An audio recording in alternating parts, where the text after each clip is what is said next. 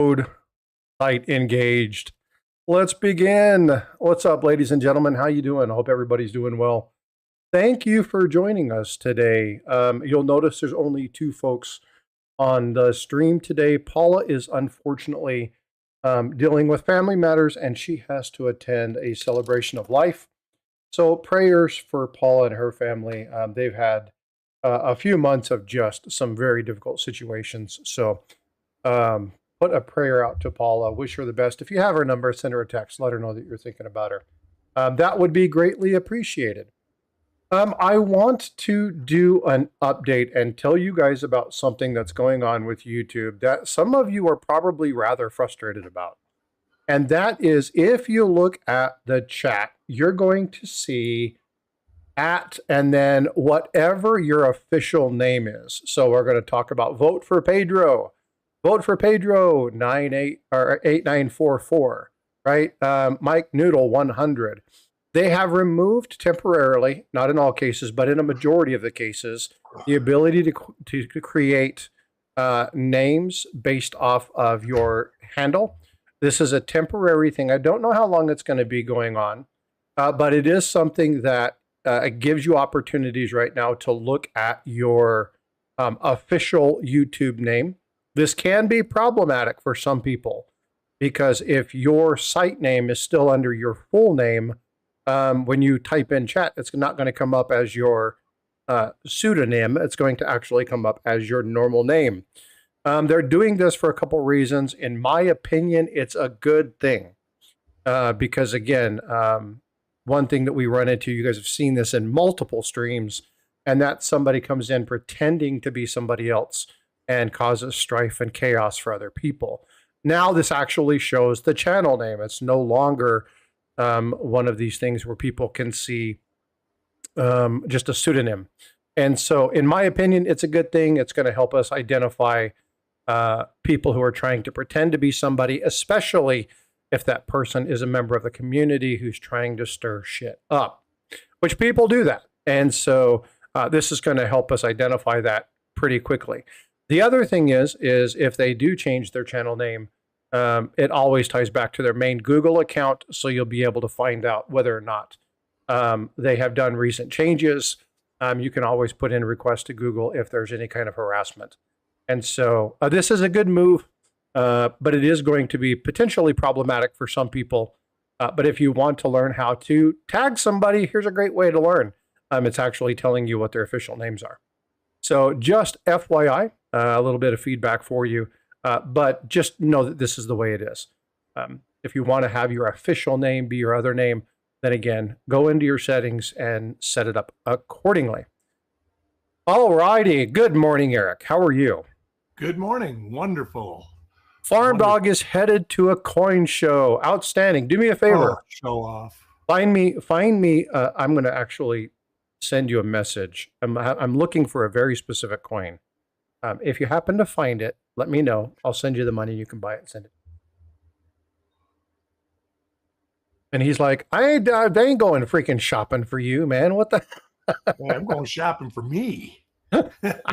I'm just picking on Farm Dog because he's going to a coin shop and I'm not. So, or coin show.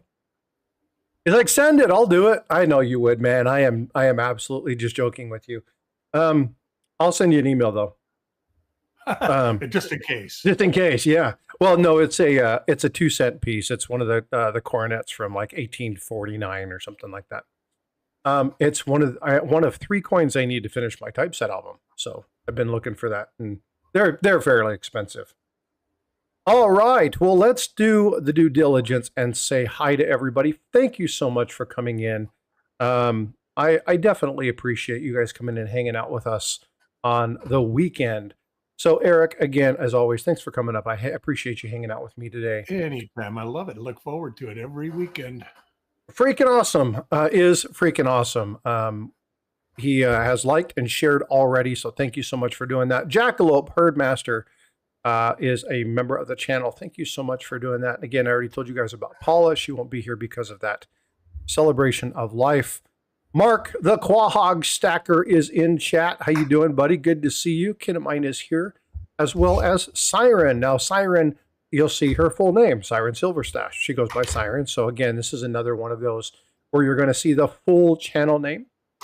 Kin of mine, Woodsy, how you doing? Woodsy, thank you so much for being a channel member. Much appreciated. Greatly appreciate the support there. Let's see who else we got going on here. We have Check Stacker. What's up, Check?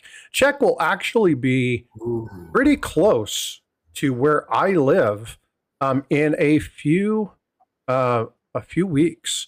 And when he's here, I'm going to reach out. We're going to try and connect. He's going to be up near Austin, Texas. I live near San Antonio. About a 45, 50-minute drive to where he's going to be. So hopefully we get to connect and kind of hang out and visit. That would be extremely cool. Vote for Pedro, my brother from another mother, is in chat. What's up, bud? How you doing? Thank you for being here. Appreciate all your support. The one and only Mike Nodelman, Coin Show podcast, key purveyor of coins, Harlan J. Burke. Thank you for being here. The counterfeit extraordinaire. He is, I should say that wrong, the counterfeit identifier extraordinaire. Let's give you the proper title. Mr. Jack Riley is in the house. Good to see you. Thank you so much for being here. Appreciate it. Jeff Davis. What's up, brother? Thank you guys for coming in and hanging out. I definitely appreciate you all being here. All right. If I have missed you, I do apologize. At password 68, what's going on? I don't know who you are, but hopefully that's not your password. Faith of an Indian, what's up? This is a coin collecting channel. We talk about numismatics, varieties. Today, we're going to be talking about a very specific part of the hobby, and it's regarding 3 particular years of coins that came, or of bills that came out, called the Educational Series. You're in vertical mode. You'll see these various bills cycling through. These are the various bills that have happened throughout U.S. history. We're going to be talking about 3 specifically today. Talking about the history and some of the amazing stuff that has come out of those. Mike Noodle, speaking of stuff, I saw a really cool set of 1808 to 1810 $5 gold. Ooh, wow. Can you imagine? That would be awesome. He sees all the cool stuff. Well, yeah, I mean, look at where he works, man. Yeah. You know, I mean, come on. That being said, about these dollars, I actually handled and got to check out the finest known 3-bill set of these at the fun show. I think it was 2 years ago, maybe 3 years ago. And they are beautiful bills. You know what I got to do? I got to play with mulch. There you go. So, but now you all have my knowledge on these bills because they're beautiful, and I saw a beautiful set of them. Yeah, this is that's really cool. I'd like to see. Hopefully, you guys are going to do a set on that. That'd be really cool. Are they Delanega? No, that's before Delanega and Charlotte. So that'd have to be those. It'd have to be Philly coins. Very cool. Very, very cool. And you get to see, Mike and Matt get to see some amazing stuff. You know what? I mean, of course, working in coin shops and stuff like that, you get to see some amazing stuff. But holds his cards close to his chest, though. He doesn't come onto the podcast and say, I looked at this weekend. But I can imagine. I have never seen an 1808, 1810. Well, but they do the what is the coolest thing that I have, or the cool thing? You know, I do see that, and actually, that's one of my favorite parts. Yeah, and sometimes they have some things that are like, oh, that's nice, and other times it's like, holy cow. You know, especially like, when they have these really neat things that come across. That's my thing with the Ancient Coin podcast is the old Greek gold, and some of it is just amazing. I just drool over it. It's just like I can't imagine it. Devolio, you can send me an email, frostbytecoins@gmail.com. It's here, let me put this in real quick.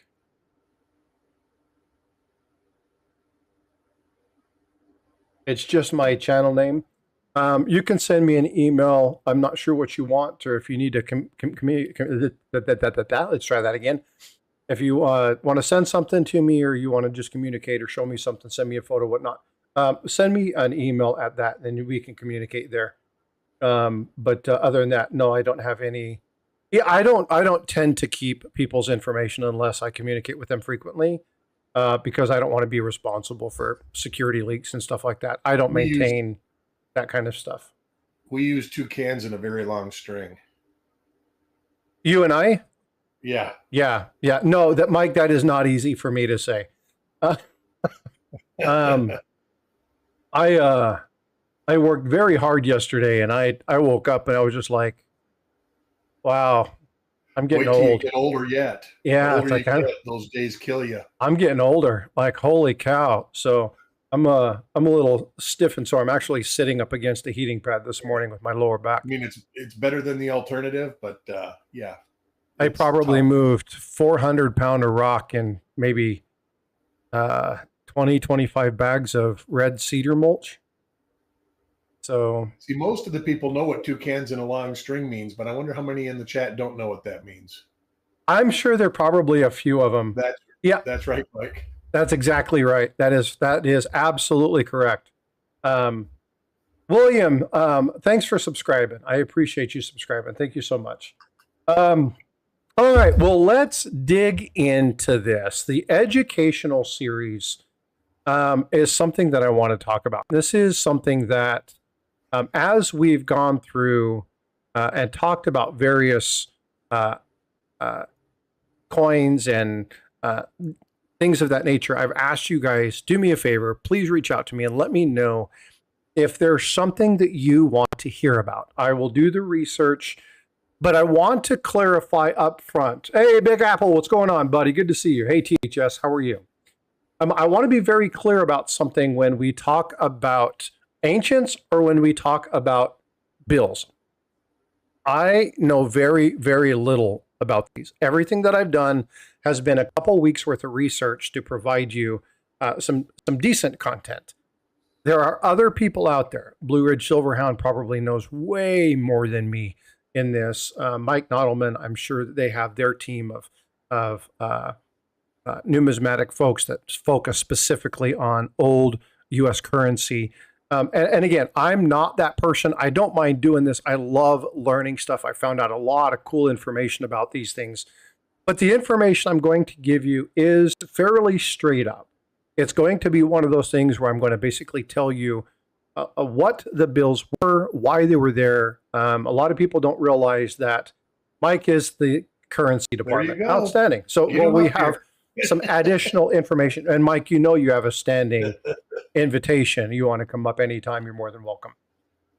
Big Apple Stacker is the paper man. That is true. He loves his paper, and I'm sure he has some representation of these in one fashion or another. Big Apple has a really cool collection of currency. Very nice currency, by the way. All right, so let's kind of dig into this with that statement being made up front. The thing that I really like about these is this was a time where people could imagine art in your pocket.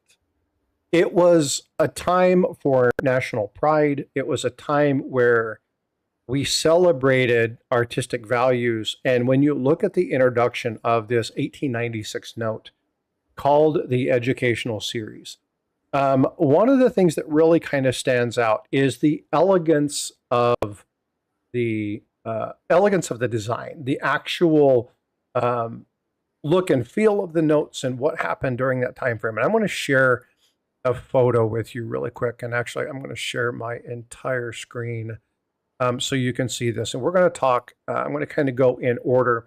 And we're looking at the $1 note. Now, the $1 note is fabulous. We'll zoom in here and show you kind of what's happening here. But these are just phenomenal pieces. They're absolutely gorgeous. And when you look at the details, when you look at the design, these are very distinct from a lot of the other bills that you're going to see. They had a very central image that was adorned to some sort of allegorical title. In this particular case, this one was History Instructing Youth. This is where they get the educational series. But as you look at this, one thing that you'll notice in these particular bills is the elegance of the detail. And I don't just mean they're nice. There are other bills that are really nice. Later on, Eric and I are going to talk about the Indian head, $5 that took over with in 1899. The Black Eagle. A lot of people know about the Eagle dollar note, right? And the one with George Washington, the first George Washington note, and things like that. So we're going to see some other notes that were absolutely beautiful. But when we're looking at this particular one, again, what was the purpose behind the $1 note? So let's kind of talk about this $1 note. Let's talk about what happened, why they created it, and then again, we'll talk about the unfinished plan, as it were, and then we'll wrap it up with some of the details about the symphony of its creation and what caused this to go south. If you've watched the video that I created earlier this week as a kind of a teaser to this, then you'll know that, it died because of a very specific reason. If you haven't seen that video, then you can go back later. I always create one to make sure that people kind of have an understanding of what we're going to go into a little bit more in depth. All right, so let's dig in. So the one silver certificate is probably what they call the icon of the series. And this was because this is the one that was inspired the name, the educational series, because again, its name is History Instructing Youth. On the left-hand side of this, you're going to see this woman, and she is the person that is personifying, I hate that word, personifying history, depicting sitting with a young boy who is youth and pointing her arm wrapped around the gesture, pointing at the history, showing the book, basically showing the display of the words of the Constitution that are displayed on the book in front of them. Now, why is this so important? Because the purpose for this was the highlight of the Constitution's foundational role in American history and education. We don't really see this much anymore, but back then, the prominent piece of American history was the Constitution, the Declaration of Independence, the foundation of the United States, its history, its education, the things that happened, the good, the bad, the ugly. And if you look at the background, obviously you're going to see things like the Washington, D.C. Landmarks. You're going to see the monument there. You're going to see the Capitol building. And these, again, were there to reinforce government context within the note. So it's a very important role talking about the history. Now, there's more meanings. There's more things. If you listen to some other videos where they actually talk about why the artist generated these, there are a bunch of different people that were engaged in this. And you look at the people who had their hand in the design and who had their ideas, their values, their moral statutes. And these people were people throughout history that were engaged in the foundation of our nation. Benjamin Franklin, Thomas Jefferson, Robert Fulton, Ulysses S. Grant. And these people were primarily chosen to discuss either their artistic, their cultural, their scientific achievements in the hope that we would continue to have a nation based on education of not only who they are, but the political history. Okay, so that $1 note serves as a foundational statement of the history and the education of the United States and its educational mission, linking the historical knowledge and the foundational document to our nation's progress. And again, foundation, history instructing youth. It wasn't just a description. It was a very clear delineation of our intent, what we wanted as a nation during this time frame. Very important. As we go to the next bill, this is this is not the same one. This is the, I think I've got a little bit of a delay here. Is that showing up as the $2 note or what's happening? I see the $1 still. Why is that doing that? There's a different $1 bill. Okay, so it's changing. I got a little bit of a lag over here. I apologize. This is not part of the series. Okay, this is actually 1856. This came beforehand. And why do I show this? Well, because what is important in understanding this, let me clear my throat. Hold on just a second. What's important in understanding this is a lot of people are like, well, wasn't that the intent of all the bills? And the answer is no.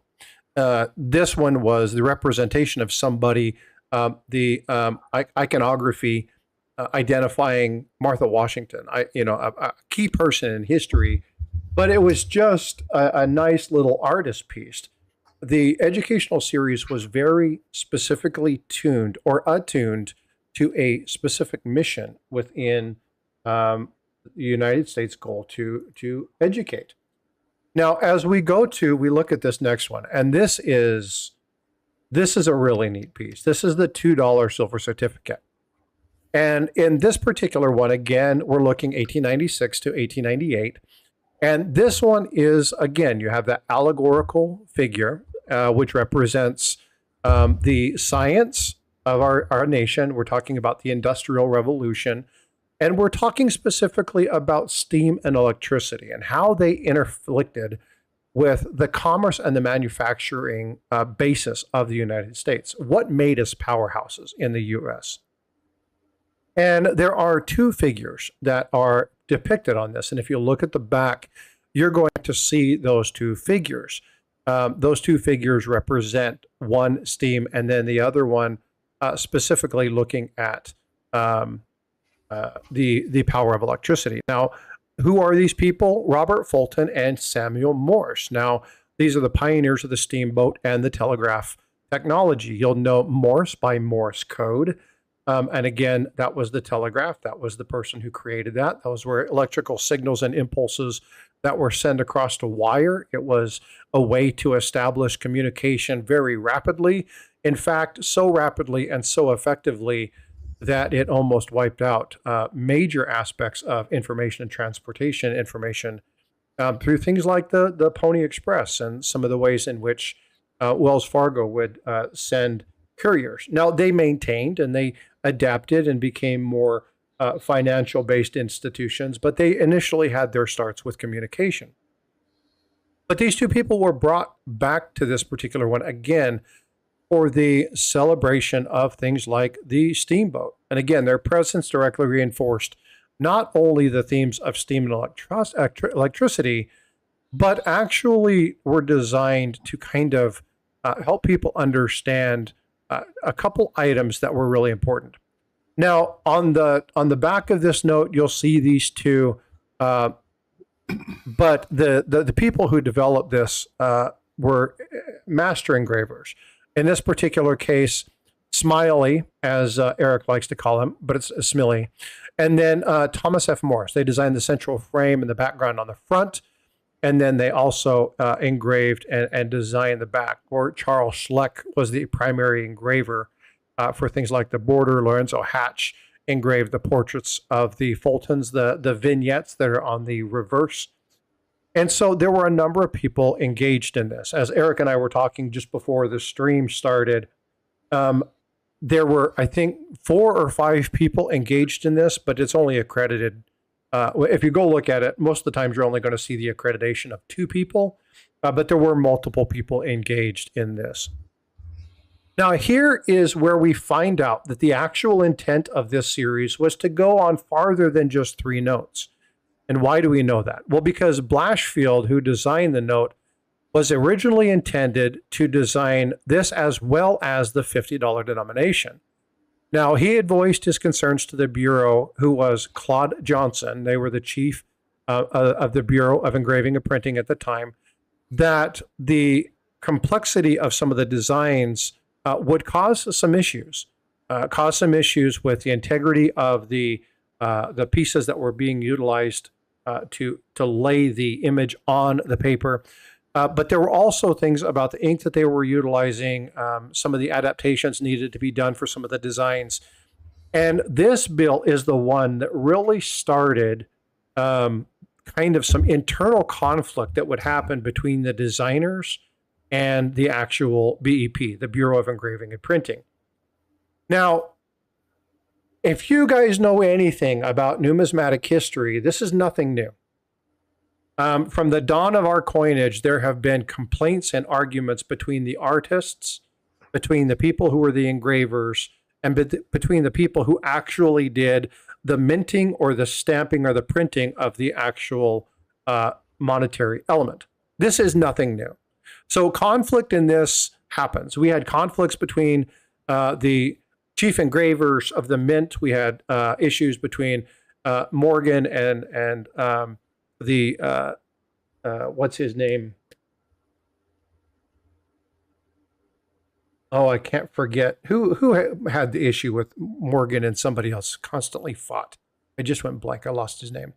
There were people. My favorite designer, Christian Gobrecht, had quite a few discrepancies. Barber, there you go. Thanks, bud. Morgan and Barber had massive issues regarding. Barber had issues with everybody. Well, Barber, yeah, that's true. But it's one of those things where this is nothing new, right? We've seen this for a long time, and there's a lot of issues that have happened through here. But even the chief engravers, the people that were in charge of the mint, or the people that were in charge in this particular case, Claude Johnson, who was the secretary, the bureau chief, was like, well, we understand, but this is what we want. This is what we really want to see.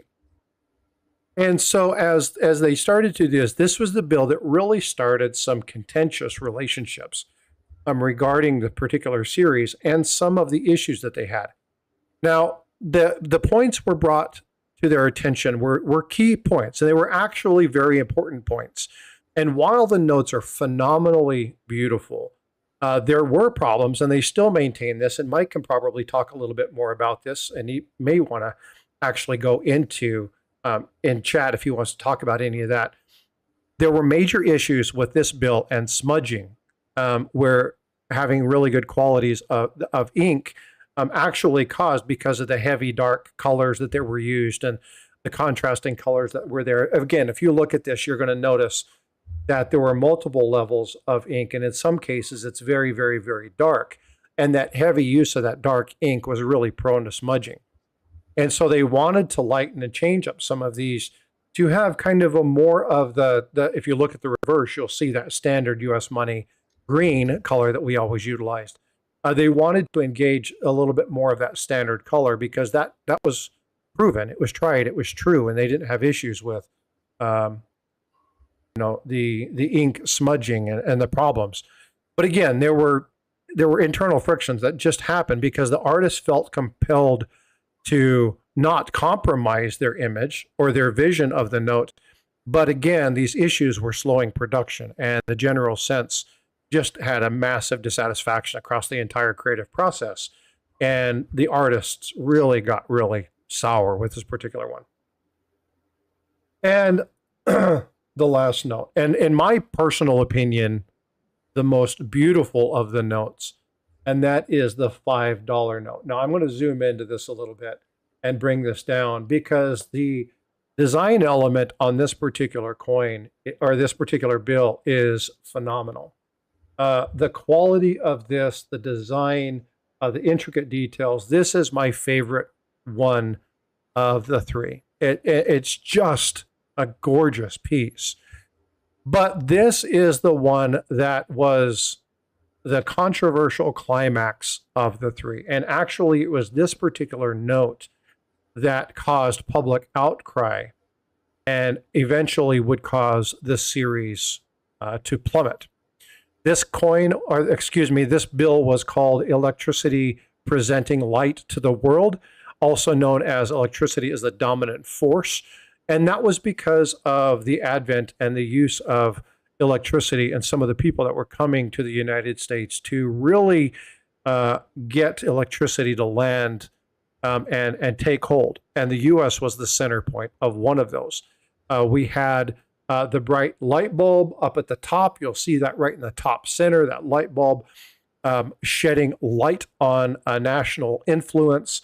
You look at the powerful representation of the figure. You see the sounding of a nation coming into its own. You see the horses, the stallions there with the guy holding the electricity bolt that is then tethered and tied to the light bulb producing that light.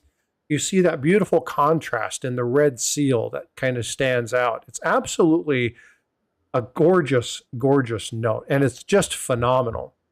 But again, this one was highly prone, not as much as the $2 bill, but this one was still highly prone to the potential smudging because of all the heavy laden black that's done within the wings and the clothing of the figures that are here. But why did they do this? Well, I don't know if you can see my little pointer on the screen, but I have my hand over something. Actually, I don't think you can see that here. Yeah, there you go. You see my hand on an inappropriate portion. I'm covering that up. You shouldn't be able to see that. It was the bare breast. Say again? There's more to look at. Oh, yeah, there's other things around that you can see. But again, it was the public nudity. Now, this isn't the first time we would see public outcry because they thought that the design elements on something were bad. We look at the flowing hair. The flowing hair, people didn't like that coin. You know that? They thought the hair was too wildly. They thought that was standing Liberty quarters. Oh, yeah, 1916 SLQs, right? Yeah. And so this isn't the first time, nor would it be the last time that there would be public outcry against public nudity or the showing of breast or something on a note or a coin. And so this is just one of the things that secured the downfall of this. Now, what I like about this particular one is that when you look at this, there's a issue with the U.S. at the time, still being fledgling, utilizing another ideal, another construct, another nation, another world power, and that was the Roman nation. Our forefathers really utilized some of the governing bodies of a republic, the Roman Republic, to be specific. And there were a lot of artistic things that came from Europe during this time frame where they embodied a lot of that allegorical figure, right? We talk about the allegories. We talk about, German allegories. We talk about Roman allegories. We talk about the Greek allegories. These were those major figures, the goddess of love, Jupiter. In this particular case, it is Jupiter who symbolizes raw energy. And you look at fame with the trumpet, the representation of nations, growth, to be renowned. Peace, right? The symbol one, representing the gentle dove there on the left-hand side, or on your screen. It's the right-hand side of the coin, or the bill, excuse me. But these were all glimpses into deities and relations and ties to various Roman history and various Roman gods. Why was that? Well, even in our coinage, we were including things like the laurel, right? The laurel, the depiction of strength, the depiction of freedom, the depiction, you talk about the Olympics, and they still use laurel and stuff like that in their design because it symbolized victory. It symbolized strength and power. It was that Roman ideal. They didn't wear a crown when Julius Caesar came into power. It was the laurel. I had a good friend of mine that I was introduced to on a trip to Europe. And he was like, Julius Caesar is the most famous JC. The other guy comes in a good second. And of course, that's a joke. And if you don't, you understand what that is. But again, it's one of those things where there's a lot of insight to our nation's tie to that Roman, that kind of foundational concept, the leadership construct that was founded there in the Roman Republic. And again, ladies and gentlemen, if you don't know this, we are not a democracy. We are a foundational republic. We're a democratic republic. We're founded on the ideals of a body electing people who elect that stand in place for us. And then we elect a leader. That leader is balanced by checks and balances, legislative, judicial, and legislative, executive, and judicial branches, right? We have that balance of power there. It is not a rule by the mob. It is not one of these things. It is very specifically and was designed for a reason. And again, when we look at the educational series, when we look at this particular series of notes, Our founding fathers left the Constitution open because they knew that they didn't have all the answers, and they knew our society was going to change over time, and they knew they needed to adapt it. But why did they know that? Because they had seen great examples of this, and they understood history, and they were proponents of history. They knew we're a founding nation, and we watched the fall of Rome. We've watched the fall of Greece. We've watched the things that happened. And if we're not careful, and if we don't put these things in place, if we don't educate our society, we are going to run into some of the same situations. And their foreknowledge was amazing, because if you look at where we're at, we see this exact same thing. Eric just gifted 5 memberships. Thanks so much, Eric. I appreciate your support. PHS, Acadian, Mike Schleiz, Matt Winch, you all were gifted. Great. Brenda Shank also received one. You guys, please make sure you're sending out a thank you to Eric. Eric, I appreciate the support, brother. I really do. So again, when we're looking at this, it's important to understand why they designed this. Now, I'm going to go to the back of this particular bill, and we're going to look at 2 individual faces. Now, I'm going to leave this question opened up. No wonder Pops hid his money under the mattress. Yeah, no joke. I'm going to open this up to chat. Who knows who these people are? Okay. I'm not going to, and Eric, if you'd be so good as to not respond. Who are these 2 people? Do you guys recognize these people? These are prominent Civil War heroes. They are people who had a very distinctive role and position inside the United States, the foundation of the United States, during a very tumultuous time in our history. But does anybody know who they are? I know the guy on the left. We'll put the name in. Freaking awesome. All right.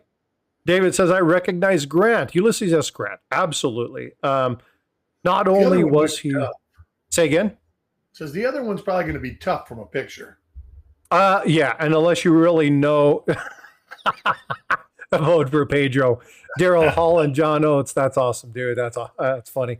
A lot of people may not know who the other person is. And again, if you don't really study Civil War history, you probably won't know who this general is. But I wanted to give everybody an opportunity to kind of look at that. We have people in our midst right now who love history. And believe it or not, there are, yeah, see, now we're getting into the famous duos. Now we got the Smothers Brothers up there. No, it's not Laurel and Hardy. Let me go ahead and knock that one out too. They weren't born. Well, they probably were born. Although Laurel and Hardy might be befitting. Sheridan, there you go. General Philip Sheridan. Now, what's really cool about this, and I like this central ornate winged figure above in the upper center. The shield containing the V. Now, the V isn't for victory. The V actually stands for domination. It's one of the central vignette designs that was done by Sherlaw. And when confronted with that, it's like, why do we have victory? And it's not actually victory. It's the denomination. It's the $5 piece. It's not victory. We're not celebrating the winner of the Civil War. That's not what this means. It's actually just the 5. It's the Roman numeral 5, and it goes back to the time where we talked about, our understanding and our love for the Roman history. Right? This is the Roman numeral V. It stands for 5, and so that's what the V is for. A lot of people were complaining. Because they were like, hey, this is again controversial, because why are they putting V for victory in here? It shouldn't be, but it just stands for the denomination.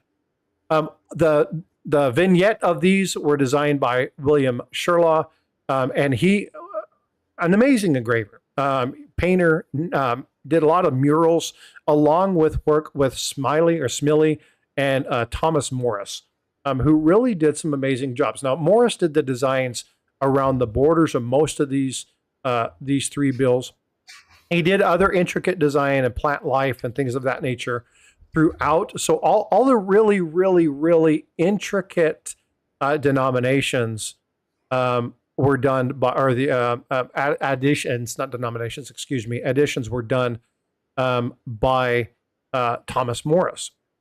But again, when you look at the statues or the vignettes there, Lorenzo Hatch was the one who engraved Grant and Sheridan. But again, to go back through, this is the reason, the public nudity, the display. This is why we lost these particular bills. They just didn't like it. They thought that we're looking at, high society. When you're looking at the $5 denomination, again, the poor didn't have these things. These were done by a lot of the elite and the high society ladies in Boston campaign to have the bill banned by bankers. And the historical context of that was the phrase banned in Boston. And because of this public outcry and the clash between what we would call artistic expression and the social normative, the values of the time, who won? Well, the people with money, right? Because they said that they were not going to carry it, they were not going to trade it, they were not going to do anything. And people follow power. And so obviously the nation started to take their side, obviously sensitive to moral sensibilities again in this time frame. This was a big deal, and they took it accordingly.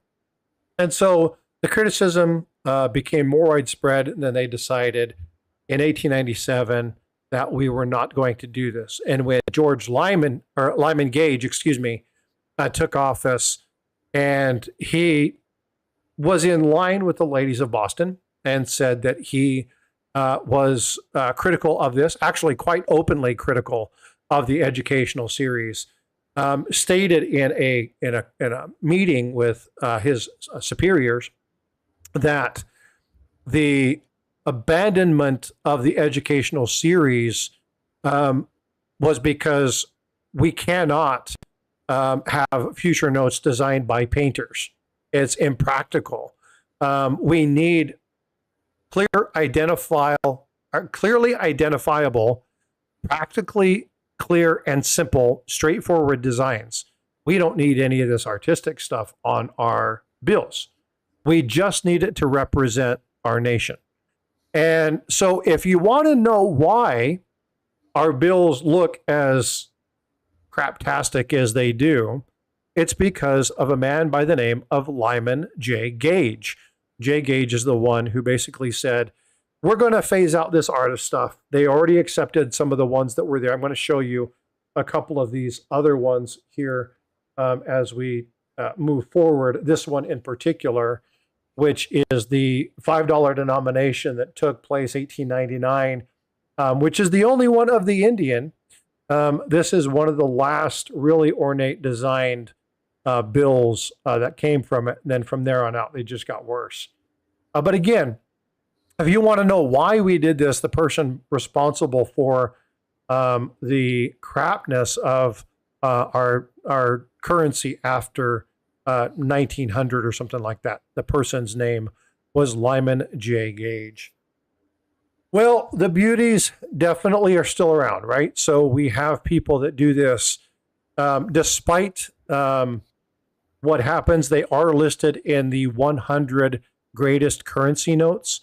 If you look at some of these in the scarcity or the rarity scale, if you're looking at the numismatic rankings for this, the $1 educational note is ranked at number 7. And when you're talking about the top 100, we're talking about number 7, obviously being top 10, right? This is a highly desirable one. Let me get back to this one again. So we're talking about this one right here. This bill was the one that was the listed as number 7 in the top 100. And then again, I've got a little bit of lag, so I apologize for the lag on the screen. But then when we come back under and we look at the next one in here, that's even better. It is without a doubt what I would classify as my favorite, and that is the $5 note. And this one comes in ranked at around number 5 in the top 100. So again, if you're looking at getting one of these, you can get them. But if you're looking at getting these in any kind of nice condition, and Mike, you probably have better reference points as to some of the cost. Big Apple Stacker's here. I'm sure he's watching it. He probably has his book out. Like entry level on all the bills. The one is like 300, the 2 is like 600, and the 5 is like 1,000. That's like worn bills. Yeah, and so you're going to be paying a statistically significant amount of money. Yeah, for premium quality, they're big money. Yeah, and so if you want one of these, they're going to be, I mean, you can get one, but just understand what you're going to be paying for. And this is where, and we've talked a lot about this in the last couple weeks, and I want to reiterate this a bunch. And the reason that I'm doing this, I know you're like, oh my God, Frosty's a broken record when it comes to this. But as you look at the advertisements that come out, and Jack Riley's in here, we've seen this a lot with eBay. Mike Noodle has been really great to talk about this. I know him and Matt have talked about this in the Coin Show podcast. But the rarity of things, and people talk about rare. But people don't really even understand what rare means. This is a scarce note, especially when you're looking at higher grades. Okay, the higher the grade, the scarcer the note's going to become. But these are not rare. There were millions and millions and millions of these produced. They're not rare. Now, what is rare is to find one in top conditions, right? So your 3 or 4 in the top grades, they're going to be rare because of the condition that they're in. But the bills themselves are not rare. These are more scarce. And why are they scarce? Well, they're scarce because people have held these and they've held on to them. But you see a lot of people utilize the term rare as a manipulation to get you to think that it's something that you got to have. It's a FOMO tool. It's a trick of the mind. It's the manipulation of words to sell you something that really doesn't mean jack crap. Okay. And I really want to drive that home, because if you understand that anything, most of you, I say most of you, there are some people in this stream, or there may be people watch the video who this applies as an exception to, but most of you will never have the opportunity to really get or own a rare coin because of value limitations and restrictions. So anybody who comes back and tells you that it's rare is probably trying to sell you something. It's kind of like the guy who says, trust me, right? Trust me, and the old adage of sales always was a red flag. It was that thing that made you sit back and go, oh, I don't like this. But scarce is a better word. And so when you're looking at this, when you're looking at numismatic channels, say again? Desirable. It's a desirable, piece of currency. Yeah. And so understand the difference. Again, I talk about this. You guys can go back. You can look at the little streams. You can look at the chats. You can look at the shorts. We talk about the Eagle Privy on this 500,000 mintage bullion coin. It's not rare, folks. It's not rare. Period. End of story. I don't give a rat's ass what anybody thinks. It's not rare. There's 500,000 of them. It's not even a small mintage. Now, that might be the lowest mintage, but it doesn't mean it's rare, right? So when you see that term rare, be leery, because people will utilize that to manipulate you into buying something, because what they want you to do is they want you to do a reaction. They want to get you emotionally attached to something that you're trying to buy, to get you to manipulate you into doing something that they want you to do. So be very careful with that. It's a tactic. It's a tool used in sales. And I want you all to understand that if you know the wording and you know what the words mean, you can look at a lot of the ads that are out there and go, oh yeah, this is not for me. And that $5 Indian is a great example of such language. they made millions of them. Yeah. But yet they're scarce because not many of them survived. Like Azer said, they wear easy. So they wore those bills out. A lot of them are just gone through attrition. So now they're I would say that, what they say, there's under 12,000 remaining out of 566 million. And to put it in perspective, what was it? The population of the United States was 74 million at the time. And they made 566 million $5 bills. Yeah. Yeah. And so again, understand the difference between scarcity and rare. It's going to save you a lot of money. Certain die varieties are legitimately rare, but the date is so, but again, you're talking about specifics, right? And this is where you have to know. This is in the conversation that I had Thursday night when Eric was like, holy cow, dude, what happened to you? Why were you, what was the phrase that you used? I text you because you were in the middle of the night. He says, what, you pee the bed and do a stream? Oh yeah, there you go. Pee the bed. I was like, what the And hell it's are a you figure talking of about? Pee the speech. bed. I've never heard that figure of speech before. Yeah, it's a figure of speech in the Midwest. That means you got up in the middle of the night. Yeah. And so I got online and I was talking about some questions that people had asked. And one of the things was, grading. Well, in grading, it's not so much as just knowing the coin, right? Morgan dollars, great. But in actual honesty, to look at a Morgan dollar means you have to know the intricacies of each year, not just the run of the coin. You have to know the intricacies of each year because some years had really great strikes across the board. Some years didn't. Some years the strikes sucked, right? We frequently talk about the Lincoln cent and 26S, right? What happens in the really, really, really high grades? Well, the value becomes way more than the 1909 SVDB. And so it's important that you understand those intricacies. It's important that you understand what happens inside each of those. And again, I don't know bills. I can't tell you what the run of this one is. I can't tell you what to look for errors. I can do some research and figure it out, just like I did with the history of this and looking at multiple resources. And I can report back to you my findings, which is what I just did with the educational series. But if you want to know notes, then I need to do some research and I need to get some people on and we can actually dig in and talk about a couple of the notes.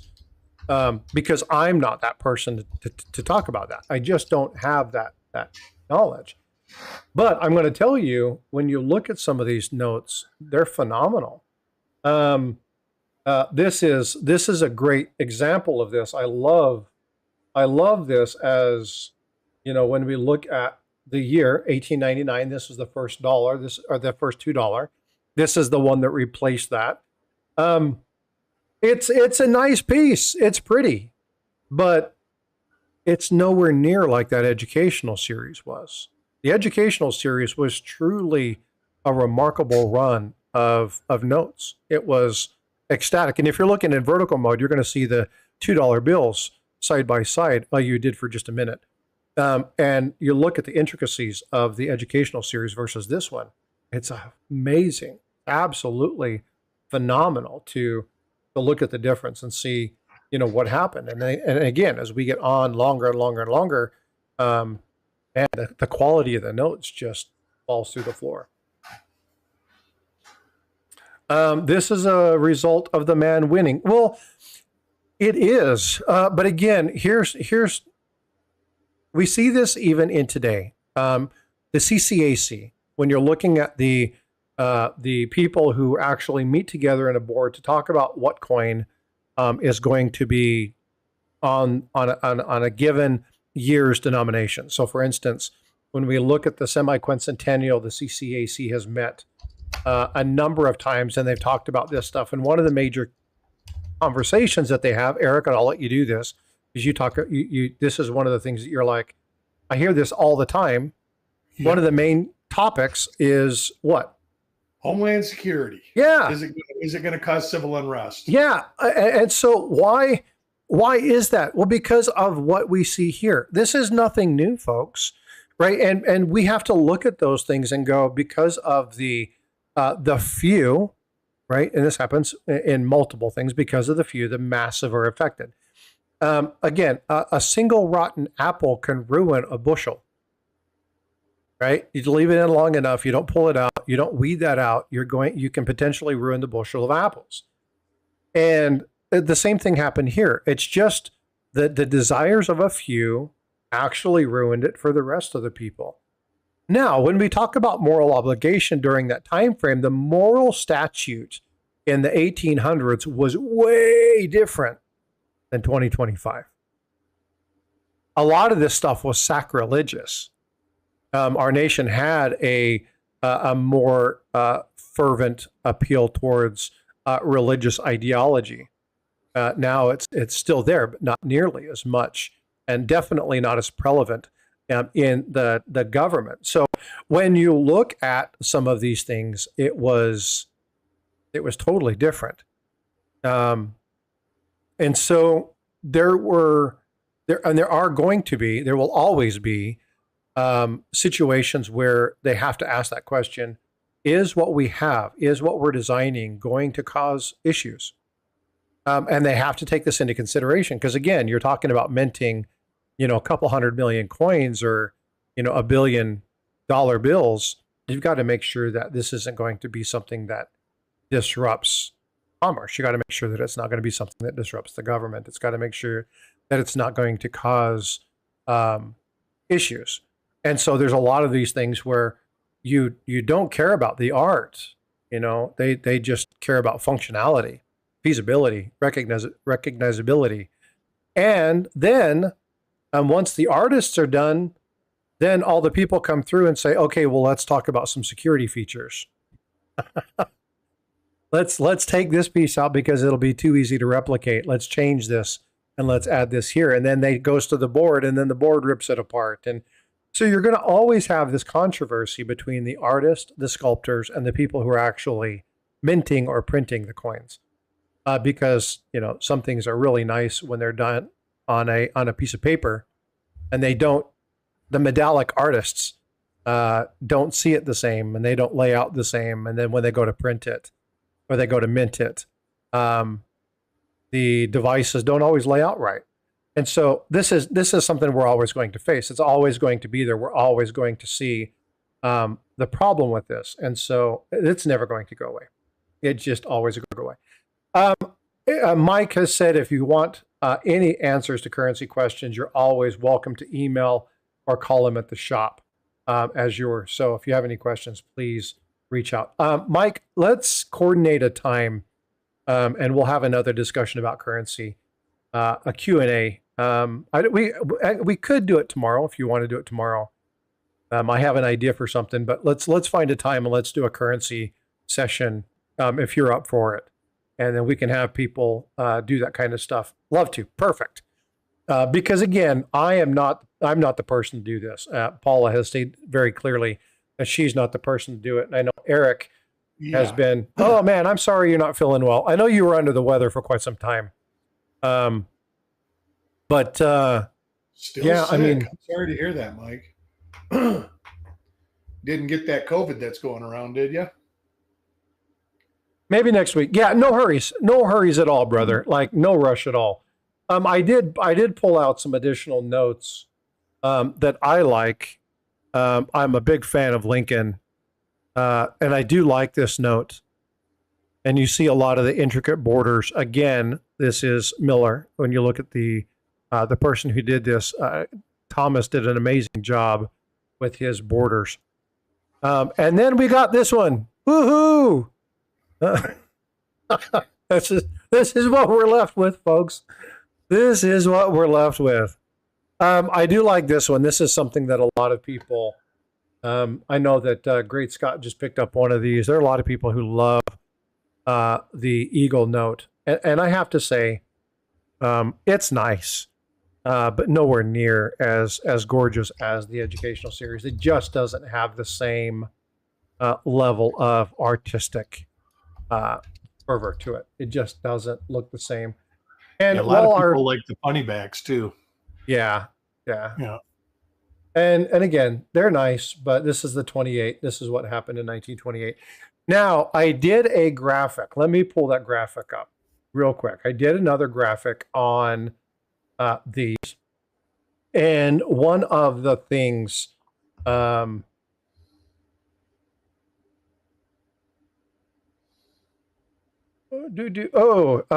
on just a sec. I got an email. Low serial number.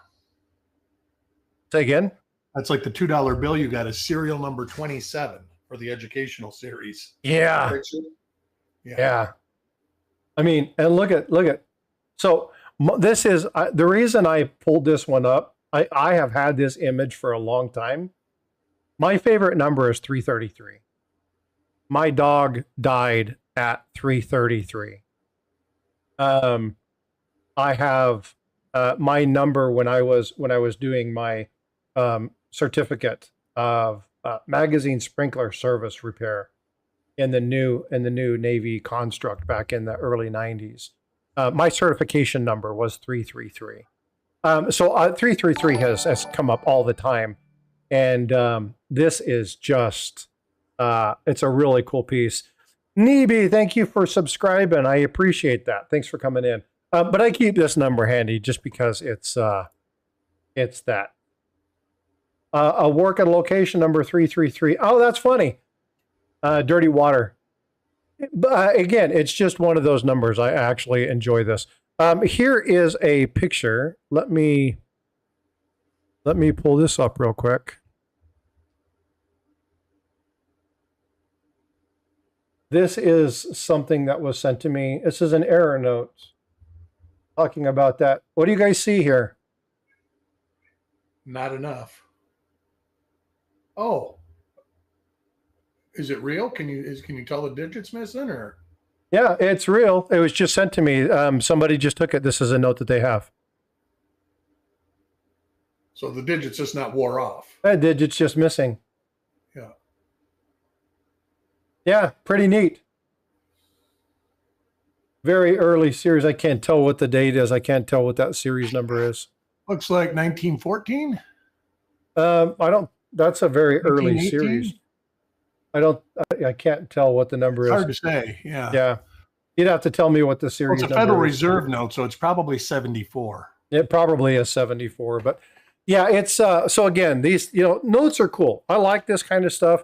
I haven't really dug into it just because I don't I unfortunately just haven't had the time. I'm still learning coins, but anyway, pretty neat note. So thank you for sending this off. I appreciate that. That was pretty neat. So thanks, bud. I appreciate you sending that off. That's my ignorance right there, is what does it do for any potential value for this note?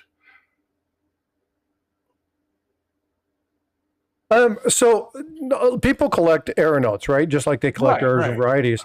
And so some of them can be valuable. Yeah, so I wouldn't say that this is on the high end of valuable, but it definitely is something that is, for people who collect error notes, this is definitely something that somebody would love to see. What's up, Seth? How you doing, bud? Yeah, and again, people love to collect this kind of stuff. I think it's pretty cool. All right, it's called an obstructed printing error. Azure is like, I've never seen another note with a missing digit. It's the only collectible note that I have. I think it's cool. And again, I don't know nothing about this. Mike may be able to tell you a little bit more about potential value and stuff like this. But and so I guess, Frosty, it's not that it was missing. There was something, a piece of debris on there that got 7 printed on it and then blew off of it. That's what it sounds like.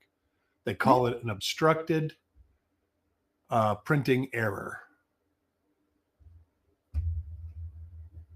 Yeah, it's interesting. But I have no clue what it could be worth. But cool stuff. Yeah, there's a lot of people who collect this kind of stuff, and again, people collect what they like, and so I have a few notes. They're not really of any value. just because I really haven't dug into it. I've got 50. one. All right. That makes sense. Say again. Mike said that it would probably be less than 50. That error. Papa Giorgio says people can take a number 2 pencil and erase these. You'd be able to see that. And that's what I was wondering by the picture. I couldn't see it. You'd see where. But this happens. This is not something that's it's going to be a one-off in this particular one, but it's not something that check that out. Metal Matt, you're a stud. He just super chatted $3.33. Oh, that's cool, Metal Matt. I appreciate that. That's awesome. I didn't know you could actually fine tune it that fine. That's pretty cool. But yeah, so need notes. I mean, they're cool to see, right? And again, it's just what people do, what people collect. I like stuff like this. This is my protector of the community, my holy knuckles. I would collect something like that because you know me, I collect stuff like that. Weird. Yeah. But currency is one of those things. If you want to know more about it, I'll reach out. Again, I've been trying to get Blue Ridge. Blue Ridge is extremely busy. And I need to get with him and just say like, hey dude, let's find a time. But when Ashes, hey, what's going on, Ashes? I just saw your name pop through here. How you doing, bud? I put a useless plug-in. There is a currency red book by Whitman, and it has just been updated basically the same time that the coin one was. It might be a good resource to learn about U.S. currency. There's a lot of great opportunities to learn, and I just haven't dug into it. It's just not one of those things. I'm still learning coins. I'm trying to work with more protection of the hobby type stuff than really digging into. He is the author of the red book, I'm pretty sure. But there is a book. Chuck always says this is the main book, and they haven't made it in years, and it's like the Bible for currency. That's why I was going to say, ask Chuck what the name of that book was. But like Mike says, there's probably a different. Well, the Friedberg book is, I think it's actually referenced as the currency Bible, is it not, Mike? What's up, Sorcerer Stan? I just saw your name in here. I probably said hi to you earlier, but yeah, it is. That's okay. Yeah, so the Friedberg is the currency Bible. The red book is by Arthur Friedberg and Ira Friedberg. Yeah, and that's I think I remember seeing that. Big Apple, are you still here? Big Apple Stacker he's got a really cool thing. I actually need to have him on and have him show some of his stuff. I'm going to reach out to him because he has this book, and what he does, it's not the same book. Okay. What he has is he has these book of notes, and he goes through and he's collecting everything in this book. He's trying to collect a really nice one. The United States Paper Money 8th edition book. Oh, thanks, Ashes. Appreciate you throwing that in there. Same authors as the red book. See, and folks, this is what's cool about this. And I really want you guys to think about some of the people that we have in chat. Right? These are people in your community. These are your peers, right? There's tons of people who know about this stuff. And this is why it's important to come together in various platforms and have these discussions. Again, I'm more about generating network and protecting the community than I am. Now, I like looking at errors and varieties. Don't get me wrong. But I have hard times searching for them sometimes just because of issues that I face when it comes to my eyes, right? And I can't look at it very long and I can't see some stuff. So I've got to do that. Plus, I need to get a better scope. I use my loops all the time. I always keep my loops handy. If you don't have a loop, then you need to definitely do that. But I don't do as many coin searches as I used to because I'm more about like researching and giving you guys information. And then we can have discussions and kind of dig into stuff. So that's kind of what I like to do. And again, it's more hobby protection, more community protection. I want you guys to be well informed so that you can make better decisions. And then go to people like Ashes, who does a lot of stuff, and I need to have Ashes on. Ashes has just updated his Antietam on his $50. I've got to work on my $50 series some more. And he's got an amazing $50 collection. It's just absolutely gorgeous. I need to have him up. So I got a lot of stuff that I need to be doing and having people in the community to talk about some of their stuff. So Ashes, we still need to coordinate that one time. We've talked about it a number of times. We just never made it happen. But I want to continue to bring you guys people that have some amazing things. And I've been very blessed in this hobby to have been surrounded with a number of people who just are extremely knowledgeable. And I look at the people who are on panel quite frequently on this channel, and there's just a wealth of knowledge. So I've been blessed in that. Frosty, I would love to see you discuss the Japanese shoe. Just started collecting breach PCMs with Japanese wife, has been helping me read the coins. The Japanese shoe, if I'm not mistaken, you're talking about the samurai, the coins that were done, the samurai that they put on the belts. Yeah, we can talk about those. Are the rectangular ones. When I was in Japan, I learned a little bit about those. They are really cool. I do have a couple friends that collect those. So yeah, I can definitely do something on the shoe. I'll need about a week or two to do some more research on it. But yeah, certainly. Yeah, I love Japanese history. I was stationed, so for those of you that don't know, I spent time in Sasebo and Yokosuka. And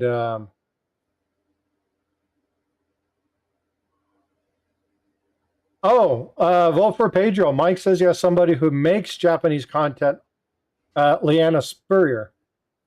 Outstanding. Mike, let's make a connection. Maybe we can have her on. Let's talk about that. Yeah, vote for Pedro and I have talked quite a bit.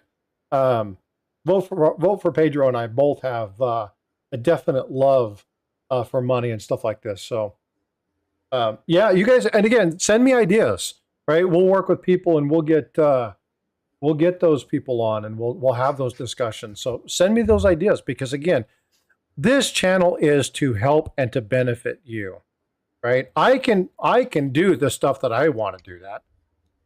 Yeah, Mike, let's have that discussion if you don't mind. I think that would be phenomenal. I am a huge fan of Japanese history and swords and the samurai, some of the depictions that happened, and understanding what the role of the shogun was and how the shogun lost power to the emperor during the time of the democratic takeover, the imperial shift, and how the shogun and the samurai used to be the protectors to the emperor, and then ended up being outcast and laden and destroyed. Next week, hey, yeah, anytime Aaron's ready, it's locked for Aaron. Yeah, so if we want to do Aaron Burke next weekend, I am all for that. Just give me a couple days so I can get the stuff up there and make some announcements. I am going to push that one through other channels. So I'm going to be pushing, when Aaron Burke's on, I'm going to be pushing that through the professional side of things like LinkedIn and stuff like that. So it looks like most of Leanne's videos go through the Numismatic portal also. Yeah. Azure, I did a video on the Binion Horde. You did. I remember that. Yeah. It's a fun video. You should go watch that. I'm going to do some more talk about that. I've had a number of people talk about this. I actually had Daryl USA came in and said that he had a couple Binion Horde collection coins. We're actually going to talk about those. So yeah, definitely. I actually just talked to Steve looking for silver as well, regarding keeping an eye out for a Binion, because the Binion's one of those Horde coins that I'm looking for. I just don't have yet. So there are people out there, and again, you guys know me, and I love my Hordes. The stories behind them. Not all Hordes are created equal, by the way. No, there's been some good ones. I remember when the Omaha Bank Horde. Remember when that came out? I ended up getting a bunch of rolls of dimes out of that. Yeah, I would love to. I not next week. Yeah. So again, it doesn't matter. Whenever, um, the fourth weekend of July. Okay. Yeah. No worries. We'll coordinate. You and I will talk. We got our numbers. We'll send some information. We'll talk about that. We'll coordinate it accordingly. He'll have his people reach out to your people. Yeah. Exactly.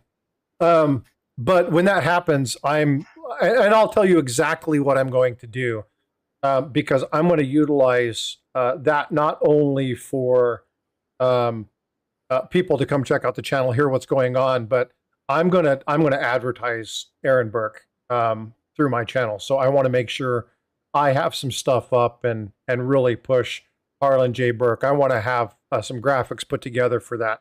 So I'll want to know exactly what's going on because, like I said, I'm going to be putting that on LinkedIn and stuff like that because I'm going to be pushing.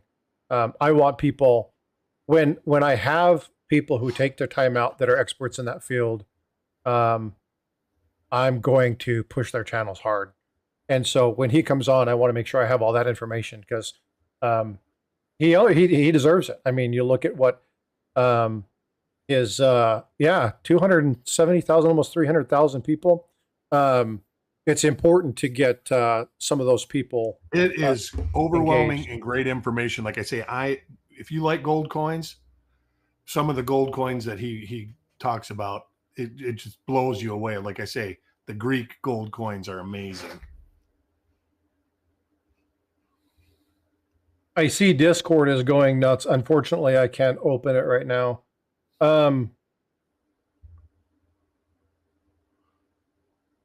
Freaking Awesome just sent me a link to a little video that he did regarding one of his bills. You can put that in if you want to. Over 300,000 now. Wow. His channel's growing like massive, man. It's insane. I can't open up Discord right now, Dirty Water. I pulled it up and it kicked me right back out. Not sure what's going on, and I can't pull that up. It's on my computer. I'm getting it might be because of my VPN. Discord doesn't like my VPN sometimes. But I will download that and I'll put it on the community page. We can talk about some of those things. Have discussion on it. I'll take Smog's Horde, please. Yeah, wouldn't that be fun? What's the Moria? They went through Moria. What was the name of that? Under the Mountain, King Under the Mountain. Yeah, I definitely got that reference.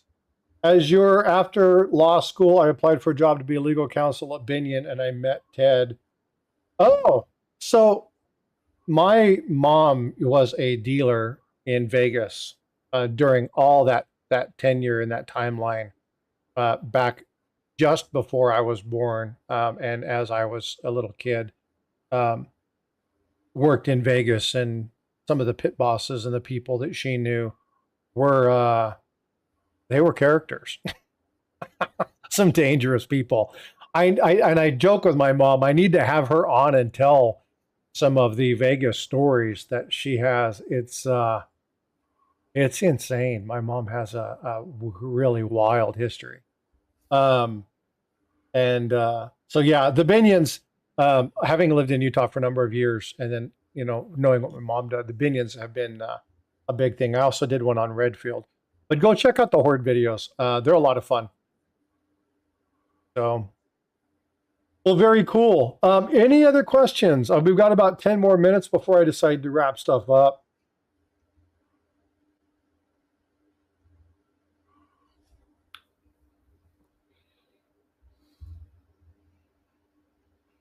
Oh, Jackalope's got dad jokes. There's one for you, Mike. He was fired from his new job at the ice cream shop yesterday. He told them he couldn't do Sundays. There you go. There's the dad joke for you, Mike. There's your dad joke of the day. So yeah, we got the Japanese coin that's there that we're going to be looking at for Vote for Pedro. And again, when you do that, Vote for Pedro, send me a text message or an email, and let's do that. Hey, Coach, what's going on, bud? Hope you're doing well. Thanks for coming in. I always appreciate your support, bud.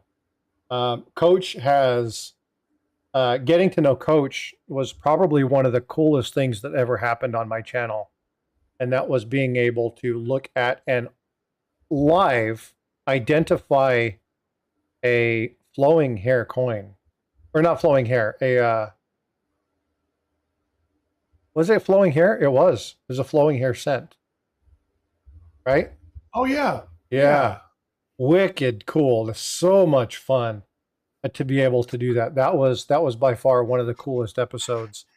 And I owe that to Jackalope Herdmaster and Coach for allowing me, Paula, Eric, and Half Cent. Yeah, there you go. Phenomenal. That was so much fun. Being able to look at things and have the conversation and go through and actually see what happened. And yeah, go ahead. Send me some information. We'll go ahead and do that. And then I'll work with Mike. And then we'll see if we can't coordinate some time to get with Liana Spurrier. He put in, Eric put in that link. I'm going to drop that in again in chat. So if you want to know that link is there for Liana. And we'll see if we can't coordinate some time because again, the more, and Mike, and anytime I open this up to any of the staff that you work with, Harlan J. Burke, anytime any of the folks in your business area want to come up and talk about a specific topic, you guys have an open, like you guys are literally open book. You tell me when you want to come in, I'll schedule you. You guys are good. Because the quality of craftsmanship when it comes to this hobby, the knowledge level, the stuff that they get to see, they're amazing. They're phenomenal people.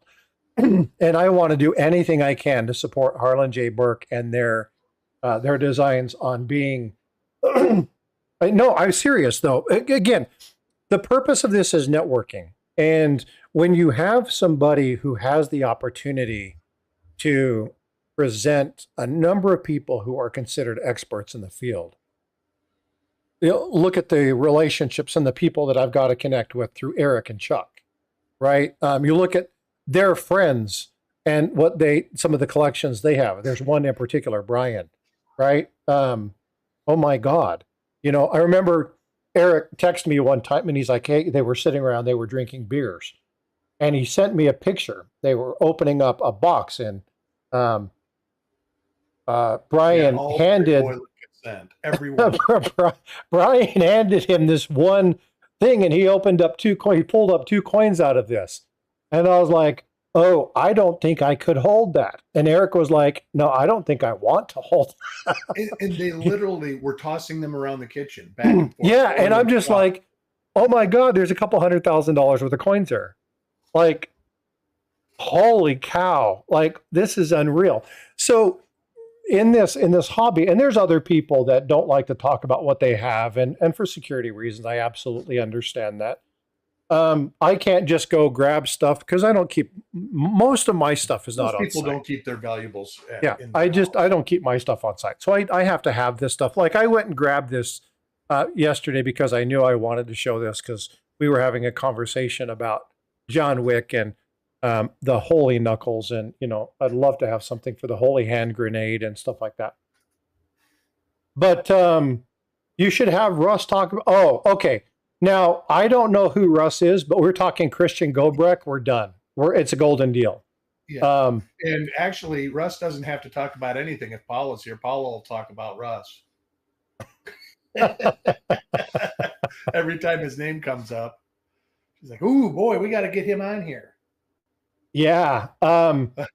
Coach. So when he's talking about grading that half cent, absolutely, this is one I definitely would send off, right? There are certain coins. Oh, I know who Russ Bega is. Yeah. But what I'm saying is when you talk, so I love Christian Gobrecht, and the reason was because of not only his designs. I like the stuff that he did. I like the stuff that he does as an artist, but he did so much amazing stuff for growing and adapting the mint that I'm amazed at the stuff that he was able to accomplish when you're talking about group setting the numbers and going in from individual numbers to, doing 2 sets and 3 sets. So 2 on 2, a 3 on 1.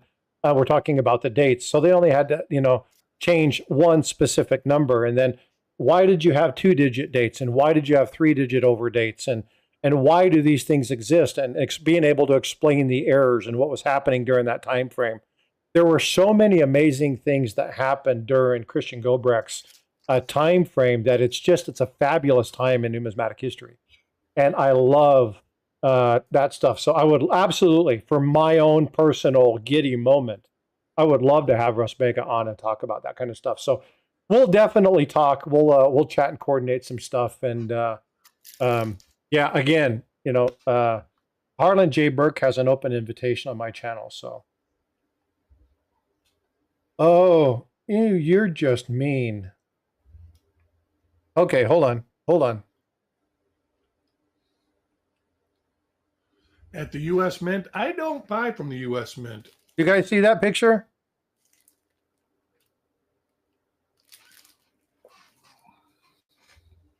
That was just sent to me by Mike. 1909 gold. Holy hell. MS62 1910, MS61 1908. Oh, and this isn't just an 8. Check this one out. That's the 8/7. Damn, dude. Yeah, nice. Azure's like, Ben. Let's see. And again, folks, this is what's cool about this, right? And being able to network with these folks and have these people bring you the fascinating stuff.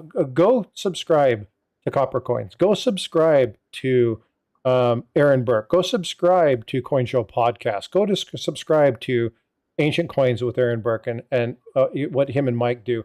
Go check out Matt's channel. And you're going to have to help me remember. I can never remember Matt's channel. For some reason, I have such a hard time remembering his coin show, his coin shop. I don't know why that Flying is. Dutchman. Flying Dutchman. There you go. Well, what always gets me, and it always kicks me in the butt, is I'm a ship guy, right? The pirate coins, the ship, the Flying Dutchman. It's a famous ship. I don't know why. I can never freaking remember that. It drives me mad. But there's some amazing people and some amazing items up here. So I want to share those with you guys. But yeah, that's definitely a beaut. But he, again, just anytime any of you guys want to come over, Harlan J. Burke has a standing invite. We can coordinate. We can do some stuff. I'll be more than happy to do that. And I appreciate your willingness, Mike, to share information and to do that. So much love, brother. I appreciate it. But please go check out the Coin Show Podcast. Are you guys doing something? What do you guys have planned this week? Do you know? We'll do a plug, obviously, again tomorrow. Sounds like he's sick. I know he was sick on the last broadcast. I actually enjoyed the last one. I made the whole thing the last time instead of coming in at the end like I usually do. Hey, vote for Pedro. Is that African or European? We're off. All right, they're off this week, Frosty. Okay. So I do want to plug next Thursday. Next Thursday, if you guys like American history, I want you to attend. I'm going to be doing a very special 4th of July discussion. Now, this 4th of July discussion is going to be a very in-depth discussion about it's going to be called From Settlement to Self-Rule, and it's about our journey to American independence. It's going to talk about the importance of the 4th of July. It's going to talk about our nation. And if you guys don't mind, I'm going to give you the lead in, excuse me, to the thing that I'm going to be discussing. If you guys are up for it, I will go ahead and tell that. But I've been working on this for a month. Indeed, I am. They call him Tim. Flying Dutchman. It's the Lost Dutchman. Oh, the Lost Dutchman. Okay. So I'm going to read you this. This is going to be my intro to July 3rd's live stream, and I'm going to be putting that out after Sunday. But the 4th of July, obviously, is to celebrate the United States independence. It's a momentous day where our brave leader signed a document declaring freedom. Now, the cherished freedom wasn't easily won. It was a culmination of a long, challenging journey that began many, many years before. There were first courageous Europeans who crossed the vast ocean. It was an untamed land. And the narrative that I'm going to be providing next week is going to talk about the various events, choices, battles, step by step, to go over a long distance of colonies to unite themselves and declare themselves a brand new nation. To compel a story of perseverance, courage, growth, and a desire for self-rule. But what does that mean? Well, the American path to independence wasn't a sudden burst of rebellion, but organic evolution. See, the very act of colonization and the unique experiences encountered within our new continent, which wasn't our new continent, it was one that we happened to cross. The early settlers faced immense challenges and far removed the direct oversight from the British Crown. But it wasn't just the British Crown that caused issues. See, our own forms of self-governance. And if it wasn't for the support of the indigenous population, our nation may have never took hold. But the gradual process was just that. It was adapting to the environment, managing lands, to establish affairs, foster a distinct identity, a deep-seated appreciation for our own local government.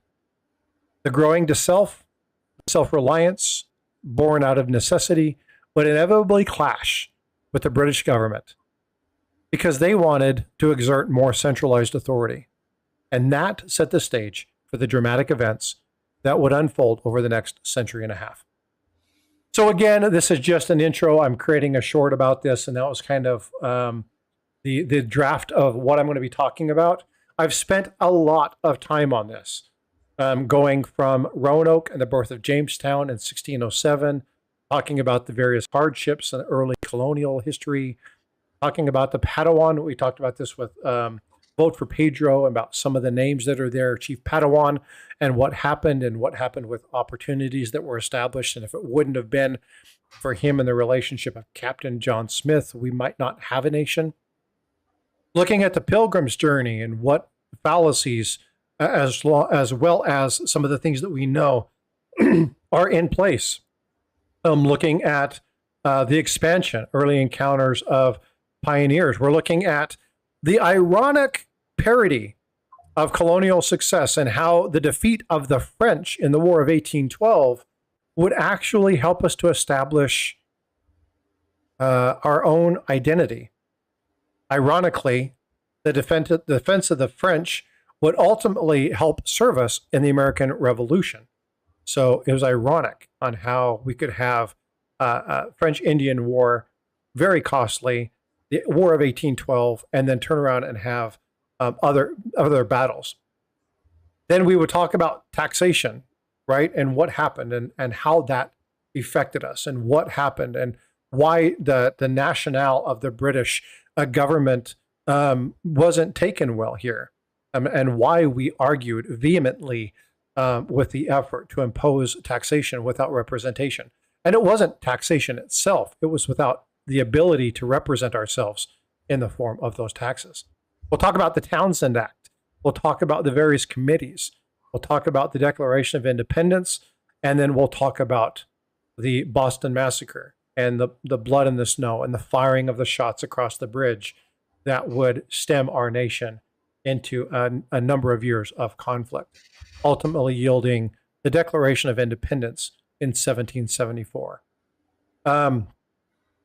And then at the end of this, as we go through and we continue to talk about the welfare and stuff like this, at the very end, I'm going to actually read the Declaration of Independence and kind of clarify the difference between what the Declaration of Independence is and the Constitution. So it's going to be a very long live stream. I'm expecting between 3 and 4 hours. You obviously don't have to be there for the entire time, but I really want to drive home the core values of our nation. And why was this educational thing so important to me that when we're talking about the educational series notes? It's because this was something that our founding fathers wanted us to understand. They wanted us to remember where our nation came from, the good, bad, the ugly, and to not make the same mistakes that have been repeated throughout history with other civilizations. So again, I hope that you'll join me on July 3rd into July 4th. It's going to be a little bit later in the evening, and it's going to be a long one. But you can watch it at your leisure, and I hope you'll join me. I'm looking forward to this. I think it'll be a lot of fun.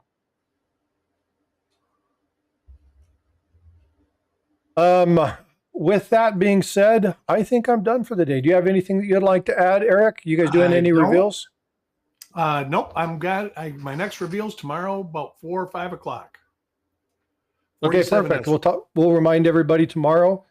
Mike, I hope you get feeling better, brother. I hope that whatever crap of congestion you have gets feeling better, and you're able to recover quickly. And look, folks, again, if you have Paula's information, reach out to Paula and let her know that you're thinking about her. They're going to have a pretty rough day today as they go to this celebration of life. Freaking awesome. Great show, brother. I appreciate that. For, again, a number of subscribers today. I appreciate all the subscribers. Super chats today. Thank you so much. The gifted of 5 memberships. Eric, thank you again for that. I definitely appreciate that. I appreciate all your support. And again, you want to support the channel, go watch the videos. That's the best way to do it.